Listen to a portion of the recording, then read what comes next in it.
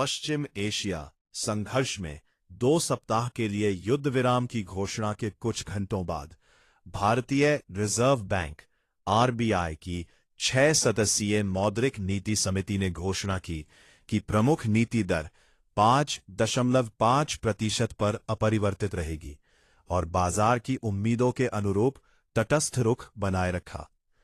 MPC के नीतिगत निर्णयों की घोषणा के बाद मीडिया कॉन्फ्रेंस में आरबीआई गवर्नर संजय मल्होत्रा ने कहा, युद्ध विराम को कुछ हद तक ध्यान में रखा गया है। इसके पूरे प्रभाव हमें बाद में पता चलेंगे, लेकिन मौद्रिक नीति संबंधी निर्णय में युद्ध विराम को ध्यान में रखा गया है। फरवरी और दिसंबर 2025 के बीच रेपो दर में 125 आधार अंक बीपीएस की कटौती के बाद एमपीसी ने तब से 2 द्विमासिक समीक्षाओं में नीति दर को अपरिवर्तित रखा है। फरवरी में हुई एमपीसी बैठक के बाद से भू राजनीतिक अनिश्चितताओं में उल्लेखनीय वृद्धि को देखते हुए मल्होत्रा ने कहा कि ऊर्जा की कीमतों में वृद्धि और अन्य कारकों के कारण मुद्रास्फीति के दृष्टिकोण में वृद्धि का जोखिम बढ़ गया है, हालांकि मूल मुद्रास्फीति अभी भी स्थिर है। साथ ही आपूर्ति श्रृंखला में व्यवधान और द्वितीय चरण प्रभावों के जोखिम के कारण भविष्य में मुद्रास्फीति की दिशा अनिश्चित बनी हुई है। अप्रैल में जारी मौद्रिक नीति वक्तव्य में एमपीसी ने पहली बार मूल मुद्रास्फीति के अनुमान साझा किए, जिसमें अस्थिर ऊर्जा और खाद्य पदार्थों की कीमतों को शामिल नहीं किया गया है। वित्त वर्ष 2026-47 अवतान वर्ष 2027 तक शीर्ष मुद्रास्फीति 4.6% रहने का अनुमान है, जबकि वित्त वर्ष 2026 के लिए यह 2.1% अनुमानित थी। वहीं इस वर्ष मूल मुद्रास्फीति दर 4.4% रहने का अनुमान है। केंद्रीय बैंक का आकलन है कि पश्चिम एशिया संघर्ष और अन्य आपूर्ति बाधाओं के कारण ऊर्जा और अन्य वस्तुओं की बढ़ी हुई कीमतों से 2026-27 में विकास प्रभावित होने की संभावना है। बैंक ने वित्त वर्ष 2027 में वास्तविक जीडीपी वृद्धि 6.9% रहने का अनुमान लगाया है, जो वित्त वर्ष 2026 में अपेक्षित 7.6% वृद्धि से कम है। माल्होत्रा ने कहा, संघर्ष के और बढ़ने और व्यापक रूप से फैलने, वैश्विक वित्तीय बाजारों में बढ़ती अस्थिरता और मौसम संबंधी घटनाओं का घरेलू विकास के दृष्टिकोण पर नकारात्मक प्रभाव पड़ रहा है। पश्चिम एशिया संघर्ष के चलते अनिश्चितता के उच्च स्तर पर बने रहने के कारण आधारभूत अनुमानों के जोखिम नकारात्मक पक्ष की ओर झुके हुए हैं। उन्होंने यह भी बताया कि वित्त वर्ष 2027 के जीडीपी वृद्धि का अनुमान वित्त वर्ष 2026 के अनुमान से काफी कम है। फरवरी की नीति के दौरान संकेतित ब्याज दरों के लंबे समय तक कम रहने की संभावना के बारे में पूछे जाने पर माल्होत्रा ने कहा कि निकट से मध्यम अवधि में दरों का कम रहना संभव है, लेकिन यह परिस्थितियों के विकास पर निर्भर करेगा। माल्होत्रा ने स्वीकार किया कि वित्त वर्ष 2026 में रुपए का अवमूल्यन पिछले वर्षों की औसत गिरावट से कहीं अधिक हुआ। पश्चिम एशिया संघर्ष के बाद मार्च में भारतीय मुद्रा में 4% से अधिक की गिरावट आई। इसके चलते केंद्रीय बैंक ने कई नियामक उपाय अपनाए, जैसे कि बैंकों द्वारा घरेलू और घरेलू विनिमय दरों में शुद्ध खुली स्थिति पर सीमा लगाना और बैंकों को अपने ग्राहकों को गैर विक्रय योग्य अनुबंधों की पेशकश करने से रोकना। इन कदमों के बाद रुपए की दिशा में बदलाव आया और इसमें 2.4% की वृद्धि हुई। माल्होत्रा ने कहा, आरबीआई इस नीति के प्रति प्रतिबद्ध है कि विनिमय दरें बाजार द्वारा निर्धारित होती है और अत्यधिक या विघटकारी अस्थिरता को विवेकपूर्ण ढंग से नियंत्रित करेगा, ताकि स्वपूर्ति वाली अपेक्षाएं मुद्रा के उतार चढ़ाव को मूलभूत कारकों से परे न ले जाए। स्टेट बैंक ऑफ इंडिया समूह के मुख्य आर्थिक सलाहकार सौम्यकांति घोष ने कहा, वर्तमान गवर्नर के 8 बयानों में से हमारी राय में यह बयान सबसे सतर्क, कठोर है, लेकिन इसका मतलब ये नहीं है कि ब्याज दरों में वृद्धि तत्काल होने वाली है। उन्होंने एक नोट में कहा, वर्तमान अनिश्चित वैश्विक वातावरण में हम एक लंबे समय तक विराम की उम्मीद करते हैं। बार्कलेज के अर्थशास्त्रियों ने भी इस बात पर सहमति जताई कि निकट भविष्य में ब्याज दरों में वृद्धि की संभावना नहीं है। एमपीसी को लगता है कि उच्च मुद्रास्फीति वास्तव में आपूर्ति में अचानक आई कमी का परिणाम है। उन्होंने एक नोट में कहा, हमें उम्मीद नहीं है कि भारतीय बैंक ब्याज दरों में बढ़ोतरी करके जल्दबाजी में कोई प्रतिक्रिया देंगे, खासकर 2 सप्ताह के युद्ध विराम से मिली राहत को देखते हुए। गवर्नर ने कहा कि भारतीय बैंक मजबूत बने हुए हैं और अनुसूचित वाणिज्यिक बैंकों एससीबी की पूंजी पर्याप्तता, तरलता, परिसंपत्ति गुणवत्ता और लाभप्रदता से संबंधित प्रणाली स्तरीय वित्तीय मापदंड स्वस्थ बने हुए हैं। उन्होंने कहा कि बैंक ऋण में वृद्धि जारी है और यह व्यापक आधार वाला बना हुआ है। एमपीसी की अगली बैठक 3 से 5 जून 2026 को निर्धारित है। बैंकरों ने बुधवार को नीति समीक्षा में रिजर्व बैंक द्वारा ब्याज दरों को अपरिवर्तित रखने के कदम को विवेकपूर्ण और सुविचारित उपाय बताया। निवेश उतार चढ़ाव, आरक्षित आवश्यकता को हटाने और सीआरएआर पूंजी और जोखिम समायोजित अनुपात की गणना में ढील देने जैसे क्षेत्र विशिष्ट कदमों का भी बैंकरों ने स्वागत किया। लगातार वैश्विक अनिश्चितताओं के बीच यथास्थिति बनाए रखने का आरबीआई का निर्णय बाजार के अनुरूप एक विवेकपूर्ण और सुविचारित दृष्टिकोण को दर्शाता है। उम्मीदों के मुताबिक सबसे बड़े ऋणदाता एसबीआई और उद्योग समूह आईबीए के अध्यक्ष सीएस सेट्टी ने एक बयान में कहा। सेट्टी ने कहा कि नियामकीय कदम बैंकों की पूंजी स्थिति को मजबूत करने और ऋण वृद्धि को निरंतर आधार पर समर्थन देने में मदद करेंगे। इंडियन ओवरसीज बैंक के प्रबंध निदेशक और मुख्य कार्यकारी अधिकारी अजय कुमार श्रीवास्तव ने कहा कि मौजूदा स्थिति सुरक्षा सर्वोपरि दृष्टिकोण को दर्शाती है, जिसमें केंद्रीय बैंक व्यापक आर्थिक स्थिरता को प्राथमिकता दे रहा है। उन्होंने कहा, वैश्विक अनिश्चितताओं, विशेष रूप से पश्चिम एशिया में भू-राजनीतिक तनाव और कच्चे तेल की कीमतों में अस्थिरता के बीच सतर्क रुख अपनाना आवश्यक है। उन्होंने कहा कि टी-रेक्स प्लेटफॉर्म पर शामिल होने के लिए ड्यू डिलिजेंस की आवश्यकताओं को हटाना एक प्रगतिशील कदम है, जिससे छोटे व्यवसायों के लिए तरलता तक पहुंच और कार्यशील पूंजी दक्षता में उल्लेखनीय वृद्धि होगी। एयू स्मॉल फाइनेंस के संस्थापक, प्रबंध निदेशक और मुख्य कार्यकारी अधिकारी संजय अग्रवाल ने कहा कि दरों को स्थिर रखने का निर्णय व्यावहारिक है, जो अर्थव्यवस्था की मजबूती का संकेत देता है।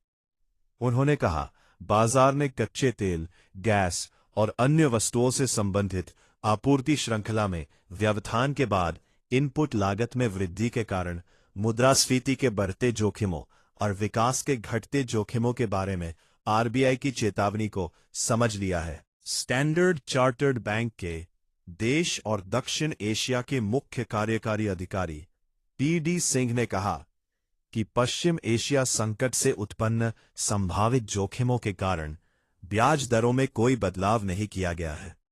सिंह ने कहा, गैर निष्पादित परिसंपत्तियों पर अतिरिक्त प्रावधानों और निवेश उतार चढ़ाव आरक्षित निधि की समीक्षा के माध्यम से पूंजीगत मानकों को बढ़ाने, लघु एवं मध्यम उद्यमों के लिए व्यापार सुगमता में सुधार करने और सावधि मुद्रा बाजार के विकास जैसे उपाय आरबीआई द्वारा घोषित संरचनात्मक व्यापार अनुकूल उपायों की निरंतरता है। गैर बैंकों में मुथूट फाइनेंस के प्रबंध निदेशक जॉर्ज अलेक्जेंडर मुथूट ने कहा कि यह नीति भारत की आर्थिक बुनियाद में विश्वास को मजबूत करती है, और उन्होंने कहा कि विकास की गति बरकरार रहने के कारण निकट भविष्य में ऋण मांग में मजबूती बनी रहने की उम्मीद है। पश्चिम भारतीय संदर्भ में मौद्रिक नीति समिति, monetary policy committee MPC, Bharat सरकार द्वारा गठित एक 6 सदस्यीय संस्था है जो मुद्रास्फीति, महंगाई को नियंत्रित करने और आर्थिक विकास को बढ़ावा देने के लिए प्रमुख नीतिगत ब्याज दर रेपो रेट निर्धारित करती है। 27 जून 2016 को स्थापित यह समिति आरबीआई के अधिनियम के तहत काम करती है और हर 2 महीने में या उससे पहले नीति की समीक्षा करती है, जिससे नीति निर्माण में पारदर्शिता और जवाबदेही बनी रहे। एमपीसी की मुख्य विशेषताएं और कार्य। सदस्य 6 आरबीआई गवर्नर, अध्यक्ष, आरबीआई के डिप्टी गवर्नर, एक अन्य आरबीआई अधिकारी और भारत सरकार द्वारा नियुक्त 3 बाहरी अर्थशास्त्री। उद्देश्य, मुख्य लक्ष्य सीपीआई मुद्रास्फीति को एक निर्धारित दायरे, सामान्यतः 4% ±2% मार्जिन के भीतर रखना है। निर्णय प्रक्रिया। समिति मतदान के आधार पर रेपो दर पर निर्णय लेती है, जिसमें गवर्नर के पास निर्णायक वोट तय होने पर होता है। महत्व, एमपीसी के निर्णय आरबीआई पर बाध्यकारी होते हैं। अप्रैल 2026 तक आरबीआई मौद्रिक नीति समिति एमपीसी की अध्यक्षता गवर्नर संजय मल्होत्रा कर रहे हैं। 2026 की शुरुआत में ब्याज दरें निर्धारित करने के लिए जिम्मेदार 6 सदस्यीय पैनल में आरबीआई के 3 आधिकारिक सदस्यों और सरकार द्वारा नियुक्त 3 बाहरी सदस्य शामिल हैं, जो आर्थिक विकास को समर्थन देते हुए मुद्रास्फीति को नियंत्रित करने पर ध्यान केंद्रित करते हैं। मौद्रिक नीति समिति के सदस्य। अप्रैल 2026 संजय मल्होत्रा, गवर्नर भारतीय रिजर्व बैंक, अध्यक्ष। पूनम गुप्ता, मौद्रिक नीति की प्रभारी उपराज्यपाल। इंद्रनील भट्टाचार्य, मौद्रिक नीति के प्रभारी कार्यकारी निदेशक। नागेश कुमार, निदेशक एवं मुख्य कार्यकारी अधिकारी, औद्योगिक विकास अध्ययन संस्थान। सौगत भट्टाचार्य, अर्थशास्त्री। राम सिंह, निदेशक, दिल्ली स्कूल ऑफ इकोनॉमिक्स। भारतीय रिजर्व बैंक आरबीआई की मौद्रिक नीति समिति एमपीसी की बैठक पर श्री तमाल बंदोपाध्याय का दृष्टिकोण वित्त वर्ष 2026-27 की पहली मौद्रिक नीति में कोई आश्चर्य नहीं हुआ, क्योंकि भारतीय रिजर्व बैंक आरबीआई की 6 सदस्यीय दर निर्धारण समिति ने नीतिगत दर को 5.22% पर अपरिवर्तित रखा। यह निर्णय सर्वसम्मति से लिया गया। एमपीसी ने तटस्थ रुख बनाए रखने का भी निर्णय लिया। नीति का लहजा आक्रामक तो नहीं कहा जा सकता, लेकिन आरबीआई गवर्नर संजय मल्होत्रा भविष्य में ब्याज दरों में बढ़ोतरी से पहले बाजार को लंबे समय तक विराम के लिए तैयार करते दिख रहे हैं। फिलहाल भविष्य में ब्याज दरों के रुझान को दर्शाने वाला ओवरनाइट इंडेक्स स्वैप ओआईएस बाजार चालू वर्ष में 3 बार ब्याज दरों में बढ़ोतरी का अनुमान लगा रहा है। यह भले ही असंभव लगे, लेकिन भविष्य में ब्याज दरों में बढ़ोतरी हो सकती है। कब? अभी जल्द नहीं। अमेरिका इजराइल ईरान युद्ध में 2 सप्ताह के युद्ध विराम ने स्थिति को कुछ समय के लिए ही सही, लेकिन बदल दिया है। 10 वर्षीय बॉन्ड यील्ड मंगलवार के बंद भाव से 14 आधार अंक गिरकर 6.9% पर आ गई। रुपया 42 पैसे मजबूत होकर $92.58 प्रति डॉलर पर बंद हुआ। शेयर बाजार में भी तेजी देखी गई। हालांकि नीतिगत घोषणा का कोई खास असर नहीं हुआ, लेकिन बुधवार को घोषित युद्ध विराम से बाजारों में उत्साह का माहौल छा गया। एमपीसी ने माना है कि पश्चिम एशिया संघर्ष की तीव्रता और अवधि तथा ऊर्जा एवं अन्य अवसंरचनाओं पर इसका प्रभाव मुद्रास्फीति और विकास दोनों के दृष्टिकोणों के लिए जोखिम बढ़ा रहा है। फिलहाल बदलती परिस्थितियों और विकास मुद्रास्फीति के बदलते दृष्टिकोण पर नजर रखने का निर्णय लिया गया है। आरबीआई सतर्क रहेगा, आने वाली सूचनाओं पर बारीकी से नजर रखेगा और जोखिमों के संतुलन का आकलन करेगा। संकेत स्पष्ट है, यदि अनिश्चितताएं जारी रहती है और आपूर्ति पक्ष का झटका तेज होता है तो ब्याज दरों में वृद्धि होगी। नीतिगत घोषणा के बाद मीडिया से बातचीत में मल्होत्रा ने ब्याज दरों पर कोई स्पष्ट टिप्पणी नहीं की। जैसा कि मैंने पहले बताया, यह पूरी तरह संभव है कि ब्याज दरें लंबे समय तक कम बनी रहेंगी। संरचनात्मक रूप से भारतीय अर्थव्यवस्था बहुत मजबूत, लचीली और सुदृढ़ है। सरकार, आरबीआई और विभिन्न संस्थानों द्वारा उठाए गए विभिन्न कदमों के कारण दीर्घकालिक व्यापक आर्थिक बुनियादी बातें बहुत मजबूत बनी हुई है और विकास को गति प्रदान कर रही है। साथ ही कीमतों पर दबाव को भी नियंत्रित रख रही है। इसलिए यह संभव है कि अल्पावधि से मध्यम अवधि में भी ब्याज दरें कम बनी रहेंगी। आरबीआई गवर्नर ने अपने बयान में 5 महत्वपूर्ण चिंताओं को उजागर किया। कच्चे तेल की ऊंची कीमतों से आयातित मुद्रास्फीति बढ़ सकती है और चालू खाधा घाटा बढ़ सकता है।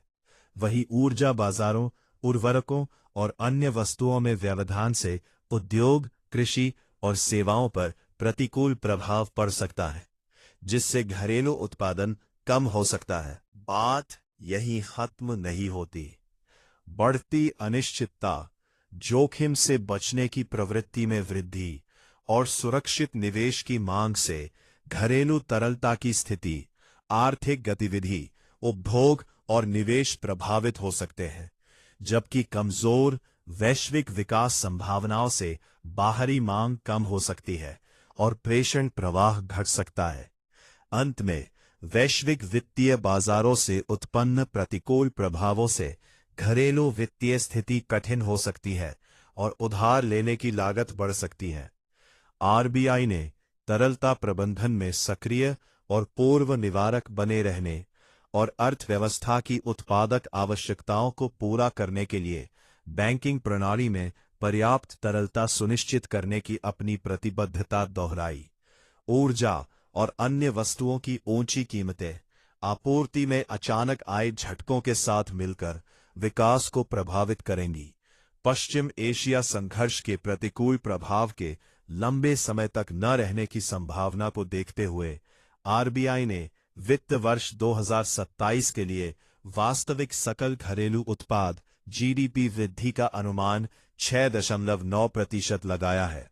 पहली तिमाही में 6.8%, दूसरी तिमाही में 6.7%, तीसरी तिमाही में 7% और चौथी तिमाही में 7.2%। हालांकि एक शर्त यह है कि यदि युद्ध जारी रहता है तो गृह विकास के दृष्टिकोण में गिरावट का जोखिम हो सकता है। इन्हीं कारणों से वित्त वर्ष 2027 के लिए उपभोक्ता मूल्य सूचकांक सीपीआई आधारित मुद्रास्फीति का अनुमान 4.6% लगाया गया है। पहली तिमाही में 4%, दूसरी तिमाही में 4.4%, तीसरी तिमाही में 5.2% और चौथी तिमाही में 4.7%। संभवतः पहली बार आरबीआई ने गैर खाद्य, गैर ऊर्जा मुद्रास्फीति और मुद्रास्फीति का अनुमान 4.4% लगाया है। कीमती धातुओं को छोड़कर यह और भी कम है, जो दर्शाता है कि अंतर्निहित मुद्रास्फीति दबाव नियंत्रण में रहने की उम्मीद है। फिर भी यहां भी एक चेतावनी है, जोखिम बढ़ने की ओर है। वैसे 4.6% मुद्रास्फीति का अनुमान कच्चे तेल की कीमत $85 प्रति बैरल मानकर लगाया गया है। नीति वक्तव्य के साथ ही जारी मौद्रिक नीति रिपोर्ट अप्रैल 2026 में कच्चे तेल की कीमत $90 प्रति बैरल मानकर वित्त वर्ष 2027 में औसत मुद्रास्फीति 5% और अगले वर्ष 5.1% रहने का अनुमान लगाया गया है। नीति की भाषा स्पष्ट रूप से बताती है कि आरबीआई क्या देख रहा है और अनिश्चित समय के लिए खुद को कैसे तैयार। मौद्रिक नीति समिति एमपीसी ने नीतिगत लचीलापन बनाए रखा और जल्दबाजी में कोई कदम नहीं उठाया।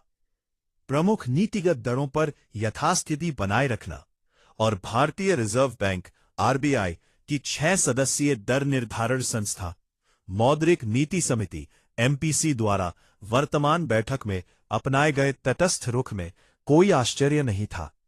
आरबीआई की टिप्पणी असाधारण रूप से उच्च अनिश्चितता के बीच नीतिगत लचीलापन बनाए रखते हुए उचित रूप से सतर्क और सावधान थी।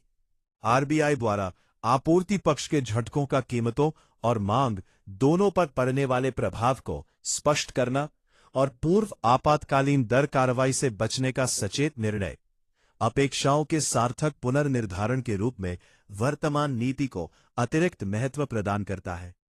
तदनुसार आज की नीति के बाद तत्काल दर वृद्धि की संभावना काफी कम हो जाने के कारण एक वर्षीय ओवरनाइट इंडेक्स स्वैप OIS वक्र दिन के दौरान लगभग 39 आधार अंक BPS और अप्रैल के दौरान 45 BPS से अधिक तक तेजी से नरम हुआ। आगे चलकर विकास मुद्रास्फीति का दृष्टिकोण पश्चिम एशिया संघर्ष की अवधि और ऊर्जा अवसंरचना तथा सीमा पार आर्थिक गतिविधियों को हुए नुकसान की सीमा पर काफी हद तक निर्भर करेगा। हाल ही में अमेरिका ईरान के बीच 2 सप्ताह का युद्ध विराम और होर्मुज जलसमुद्र का फिर से खुलना स्पष्ट रूप से सकारात्मक घटनाक्रम है, लेकिन वैश्विक अनिश्चितता में निरंतर कमी राजनयिक वार्ताओं में ठोस प्रगति पर निर्भर करेगी। यद्यपि बाहरी परिस्थितियां एक महत्वपूर्ण जोखिम पैदा करती हैं, आरबीआई ने बताया कि विनिर्माण और सेवा क्षेत्रों में घरेलू गतिविधियों की मजबूत गति ने इस ठहराव को भी संतुलित किया है। इसने 2025-26 के लिए आर्थिक विकास दर 7.6% रहने का अनुमान लगाया है, जबकि 2026-27 के विकास अनुमान को क्रमिक रूप से कम करके 6.9% कर दिया है, जो बाह्य प्रतिकूल परिस्थितियों के संभावित प्रभावों को दर्शाता है। उपभोक्ता मूल्य सूची CPI पर आधारित मुद्रास्फीति, कृषि क्षेत्र में पर्याप्त बफर स्टॉक, मजबूत खरीफ उत्पादन और उत्पाद शुल्क में कटौती के कारण नियंत्रण में बनी हुई है, लेकिन आरबीआई ने ऊर्जा और कमोडिटी की बढ़ती कीमतों के कारण इनपुट लागत पर पड़ने वाले प्रभाव और संभावित अल नीनो से उत्पन्न मौसम संबंधी जोखिमों के चलते बढ़ते जोखिमों पर प्रकाश डाला है। केंद्रीय बैंक ने तदनुसार 2026-27 के लिए अपने मुद्रास्फीति अनुमान को बढ़ाकर 4.6% कर दिया है, जिसमें वर्ष के मध्य में स्पष्ट वृद्धि की उम्मीद है। आरबीआई ने लगभग $3.60 ट्रिलियन की स्थायी तरलता प्रदान करने के बाद पर्याप्त तरलता सुनिश्चित करने की अपनी प्रतिबद्धता दोहराई है। 2026 में अब तक खुले बाजार परिचालन OMO खरीद के माध्यम से $3.5 ट्रिलियन और विदेशी मुद्रा स्वैप के माध्यम से $20 बिलियन की तरलता प्रदान की गई है। हाल के प्रशासनिक उपाय उद्योगों जैसे उत्पादक क्षेत्रों में ऋण प्रवाह के लिए शुभ संकेत है। कुल बैंक ऋण में औद्योगिक ऋण का भारित योगदान लगभग 6 महीने पहले के काफी निचले स्तर से हाल के महीनों में धीरे धीरे बढ़ रहा है और इसमें और वृद्धि की गुंजाइश है। संक्षेप में, आरबीआई की टिप्पणी ने वैश्विक विकास, मुद्रास्फीति, गतिशीलता में गिरावट को स्पष्ट रूप से स्वीकार किया, जबकि घरेलू अर्थव्यवस्था के अपेक्षाकृत लचीले बुनियादी सिद्धांतों को देखते हुए जानबूझकर अति प्रतिक्रिया से परहेज किया। स्पष्ट रूप से संतुलित नीतिगत दृष्टिकोण के माध्यम से आरबीआई ने प्रभावी ढंग से बाजार की तात्कालिक प्रतिक्रिया की चिंताओं को दूर किया, जिसका प्रमाण OIS वक्र में नरमी से मिलता है।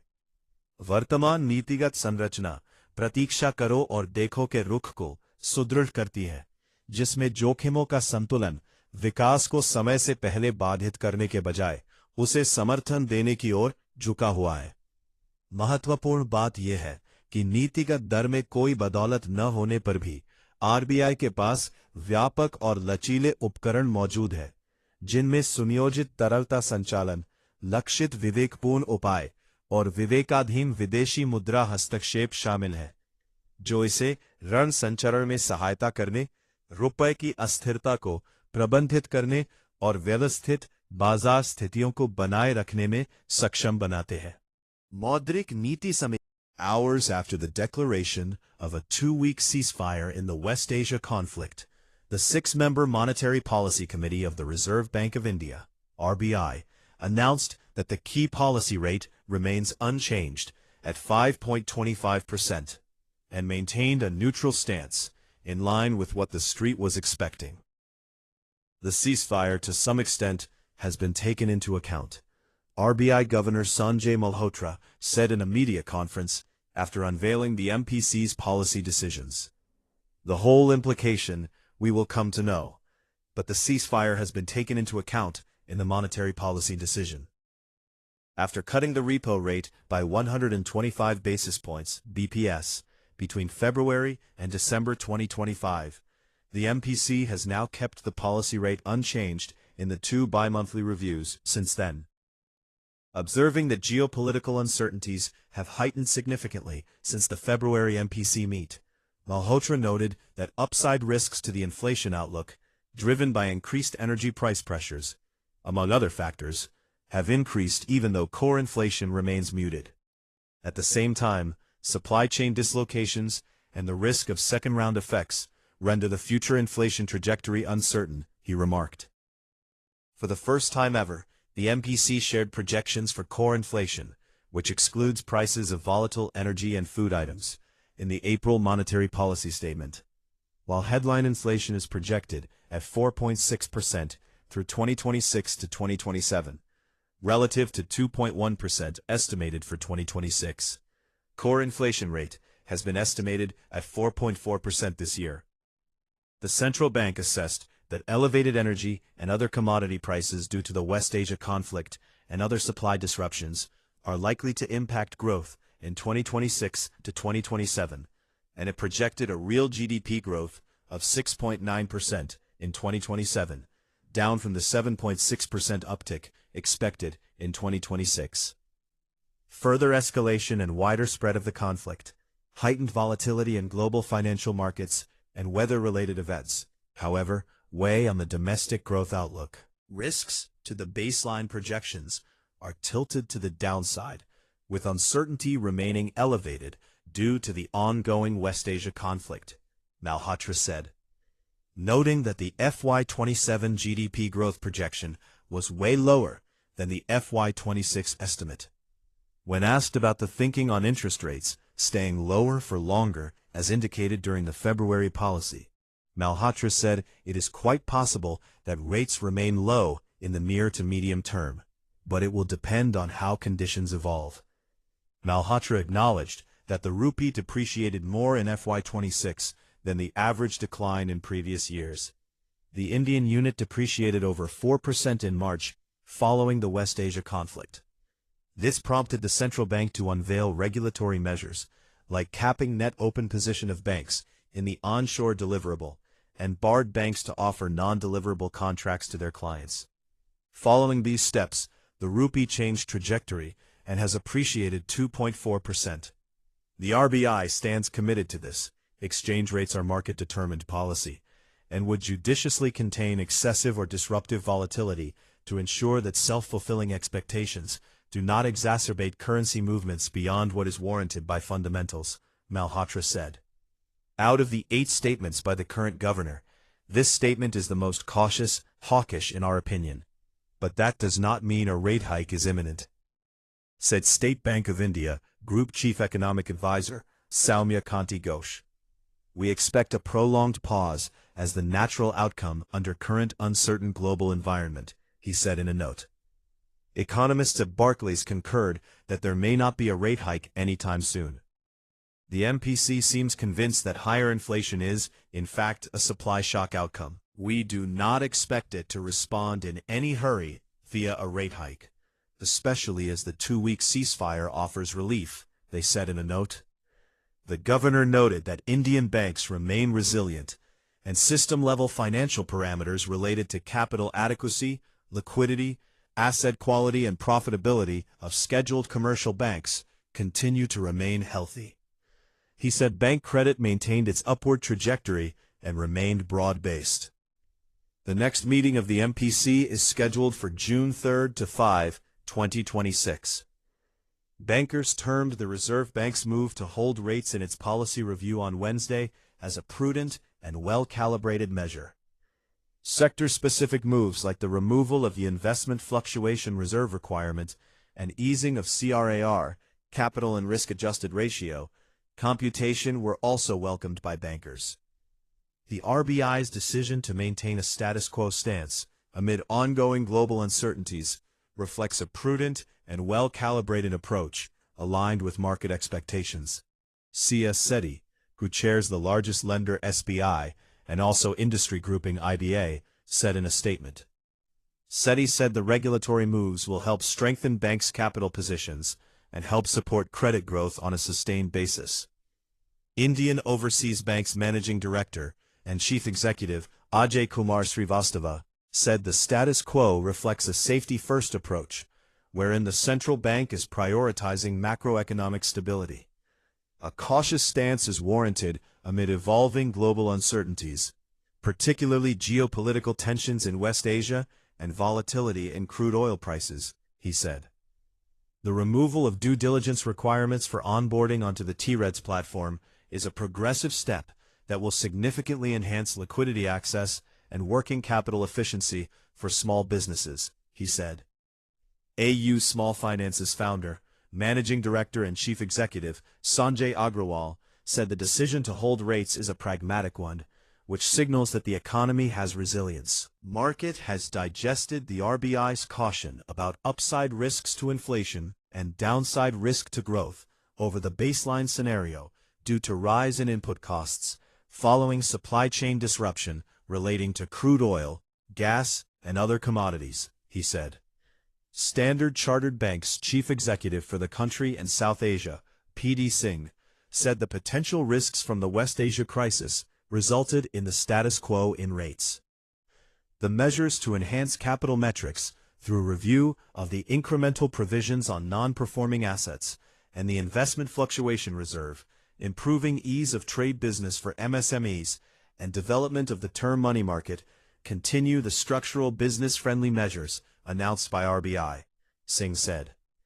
Among the non-banks, Muthoot Finance's Managing Director, George Alexander Muthoot, said the policy reinforces confidence in India's economic fundamentals, and added that he expects credit demand to remain resilient in the near term as growth momentum sustains. There was no surprise in the first monetary policy of 2026-27, FY27, as the Monetary Policy Committee, MPC, the six-member rate-setting body of the Reserve Bank of India, RBI, left the policy rate unchanged at 5.25%. The decision was unanimous. The MPC also decided to continue with a neutral stance. One wouldn't call the tone of the policy hawkish, but RBI Governor Sanjay Malhotra seems to be preparing the market for an extended pause before future rate hikes.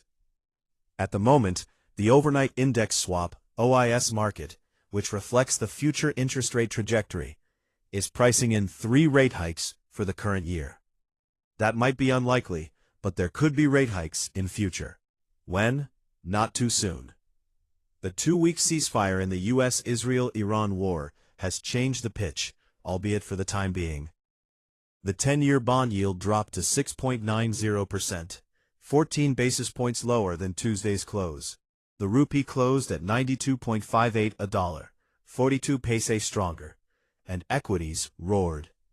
Though the policy was a non-event, the ceasefire announced on Wednesday cheered the markets. The MPC has recognized that the intensity and the duration of the West Asia conflict and its impact on the energy and other infrastructure are adding risks to both inflation and growth outlooks. At this juncture, the decision is to wait and watch the changing circumstances and the evolving growth inflation outlook. The RBI will remain vigilant, closely monitoring incoming information and assessing the balance of risks. The signal is clear. If the uncertainties continue and the supply-side shock intensifies, there will be a rate increase. In his post-policy interaction with the media, Malhotra was non-committal on the rate front. It is quite possible that low rates will continue for a long time.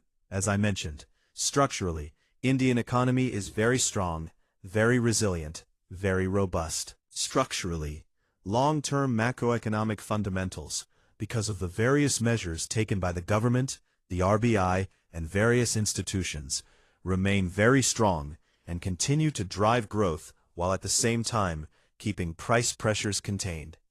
So it is possible that even in the short to medium term, we will continue to have low rates.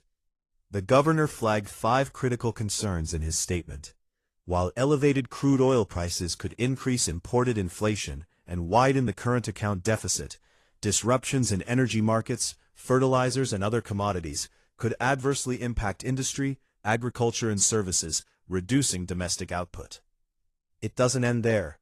Heightened uncertainty, increased risk aversion, and safe haven demand could impact domestic liquidity conditions, economic activity, consumption, and investment, even as weaker global growth prospects might dampen external demand and reduce remittance flows.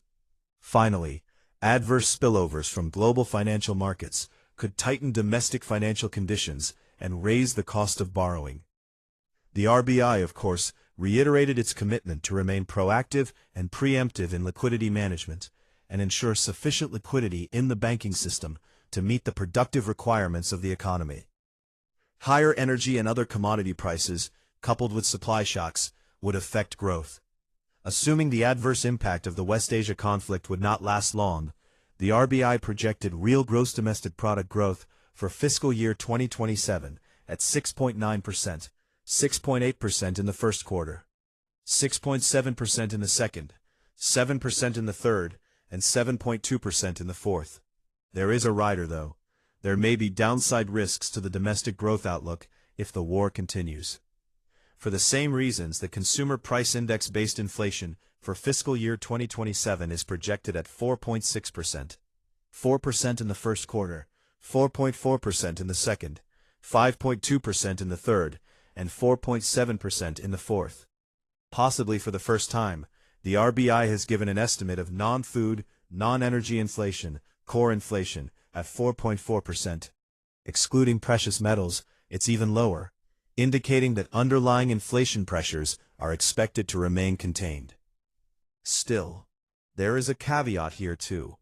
The risks are on the upside.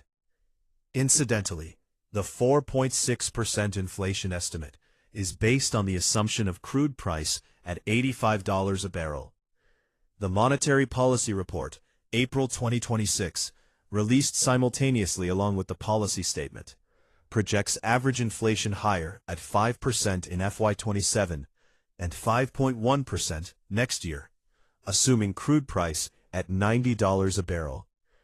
The language of the policy clearly communicates what the RBI is seeing and how it is preparing itself for uncertain times. MPC preserves policy flexibility, avoids knee-jerk reaction. The status quo on the key policy rates and the neutral stance maintained in the current meeting by the Monetary Policy Committee, MPC, the 6-member rate-setting body of the Reserve Bank of India, RBI, was no surprise. The RBI commentary, while retaining policy flexibility amid exceptionally high uncertainty, was justifiably cautious and vigilant. The RBI's articulation of supply-side shocks weighing on both price and demand, and its conscious choice to avoid preemptive rate action, lent the current policy added significance as a meaningful reset of expectations. Accordingly, the one-year overnight index swap OIS curve softened sharply by around 29 basis points during the day, and over 45 basis points during April, as the possibility of an imminent rate hike faded significantly after today's policy. Going ahead, the growth inflation outlook is heavily contingent on the duration of the West Asia conflict and the extent of damage to energy infrastructure and cross-border economic activities.